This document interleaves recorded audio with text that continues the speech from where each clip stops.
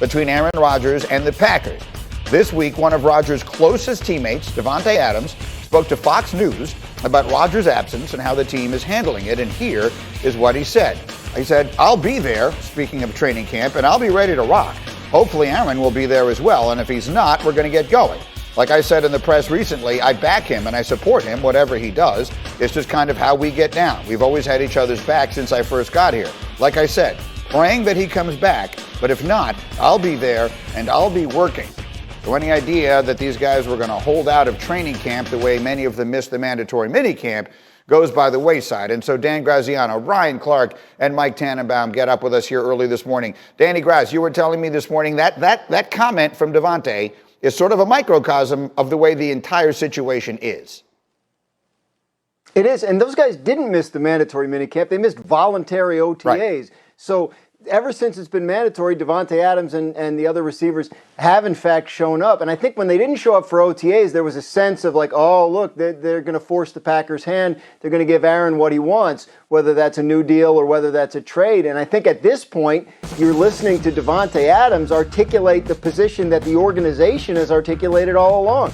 We're not going to trade him. If he wants to show up, we'd love to have him back. If he doesn't want to show up, we've still got to get ready for the season. These games are going to happen whether we have Aaron Rodgers or not. We can't just shut things down for 2021 because he doesn't show up. So I think that's the Packers' state of mind. They'd still like to have him back. They still plan to do some reaching out and try and figure out how to fix the situation. But if he doesn't come back, that's his decision, and they've got to get ready for the season regardless. So Ryan Clark, and I haven't had a chance to talk to you in a while, and it does start to feel like this momentum is building up on the other side from Rodgers here. The Packers, they clearly don't have to do anything. The other players are going to show up. They're going to try and put together a season. It's really going to be up to him whether he's willing to just continue this game of chicken. You know him a little bit. What do you think he'll do?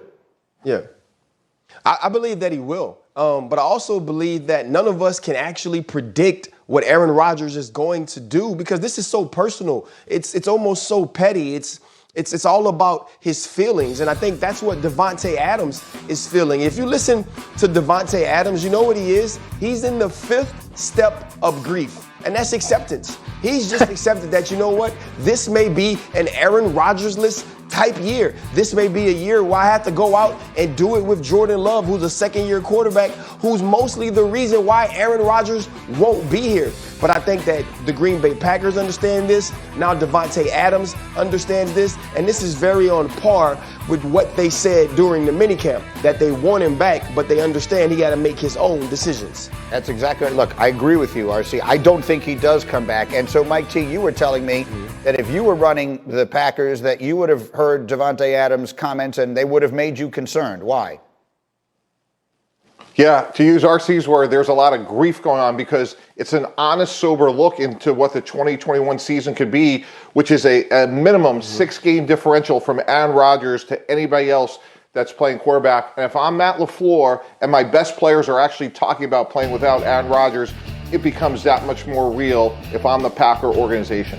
Look, I think there's only one thing that everyone can agree upon. No one wins if a guy who was the MVP of the league, who was the best player in the sport last year, doesn't play the following season. But if Ryan is right, and I think he is, I believe that is the direction this thing is heading. We will see. We'll take a quick break. Good morning. It is time to get up with a fantastic fight to the finish in Phoenix. If you didn't stay up late, you need to see how this one ended. Then, Rodgers' most reliable teammate stands by his QB, but only to a point. We'll explain what really happened yesterday in Green Bay.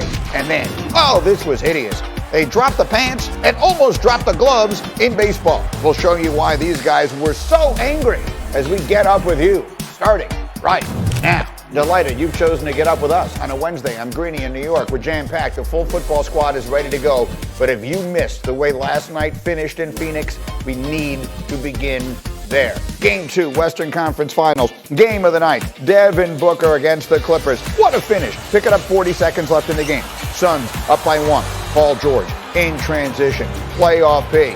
Taking it strong. Clippers a 1-point lead. Half a minute to go. Next, Suns possession. Booker didn't have a huge offensive night, but he does knock this one down. 2 of his 20 clutch shots needed stitches after colliding with Pat Beverly earlier in the game. Next, Clippers possession. They're down by 1. It's George working on Jay Crowder. He's got it to go. Paul George had 26. Clippers back in front on the other end. Booker's going to have it knocked away by Beverly. Ball goes out of bounds. It's called Phoenix ball, but the refs would take another look, which was something we said a lot of times last night. Clippers get the ball. Suns would foul George. 1 point game. He missed the first.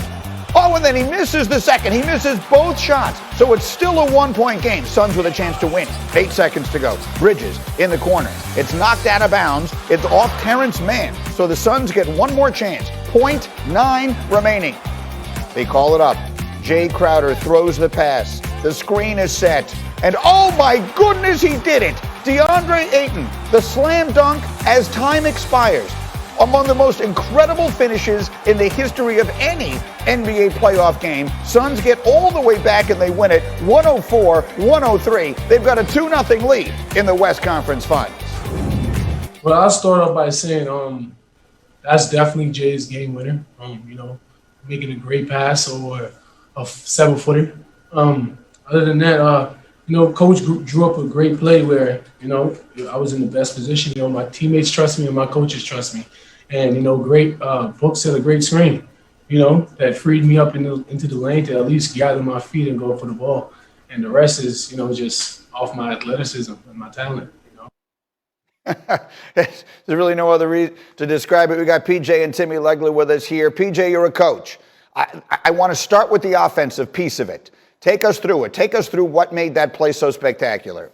Well, all three guys involved executed perfectly. Jay Crowder, DeAndre Ayton was right. Jay Crowder did the toughest part. There's no question about that. But if you watch the screen, Devin Booker had to do what he did or you're not going to get him open. He sets a real solid screen right there. Touch illegal, maybe, but you're not going to get that call at the end of the game. Now Crowder's got to deliver. Look at how close he is to the backboard. And then DeAndre goes up, and he does do the easy part, but the pass was perfect. Legs made a great point last night. DeMarcus Cousins didn't contest that lob to the rim. I think what happened was he got in late. Sometimes that happens. You put your team back out, and all of a sudden one of the assistants yells out, hey, let's put a big guy on the ball. And I think that's what happened. DeMarcus came running in late, and his angle, his back is kind of to half court. His back needed to be toward the middle of the court, kind of toward the foul line, if you will, and then it would have made the pass a little more difficult. The way that pass was thrown, would he have stopped it? No, but he wouldn't have given Jay Crowder the clean look he had at that rim. You love the execution. You love Monty with the guts to do that. Don't forget, 0.9 seconds, they could have brought a shooter around to knock down a jump shot, so it didn't have to be a lob necessarily. And you were correct, by the way. Hembo and I went back and looked at it. DeMarcus Cousins literally pulled off the sweats and ran out just for that play. So they did just put him in the game in that spot. Meanwhile, Tim Legler, that's the beginning of where I wanted to go with you. For every action, there's an equal opposite reaction. It's a great play by the Suns, but how about the way it was defended? Yeah, and look, it starts obviously with DeMarcus Cousins, and in that situation, and you learn this really at a very young age. You think about any time there's a baseline out of bounds play, and I've been in that situation many times in my life where you're guarding the ball and you're just taught, make sure that ball cannot be directly thrown to the rim or into the paint. It has to be funneled out to the corner or to the three-point line. And yes, PJ's right. There's enough time to catch and shoot that. But obviously your percentages go significantly down if you're talking about a 25-footer in that situation as opposed to anything at the rim. And DeMarcus just gave him a clear sight line right where he needed to throw the basketball. One thing I wanted to point out, think about how it's a game of inches.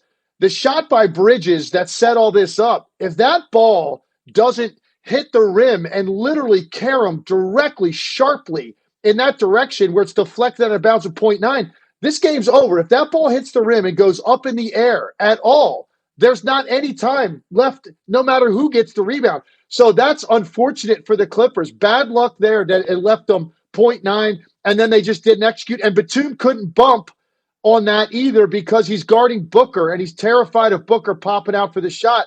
So it was Zubac doing the best he can. In the last element of this, he actually did pretty good job. It's just DeAndre Ayton's elevator goes to one more floor than Zubac's. That's what it comes down to because he's right there. But Ayton is just a little longer, a little bit more athletic. And obviously Zubac got that bump from Booker that prevented him from really being able to gather to go up.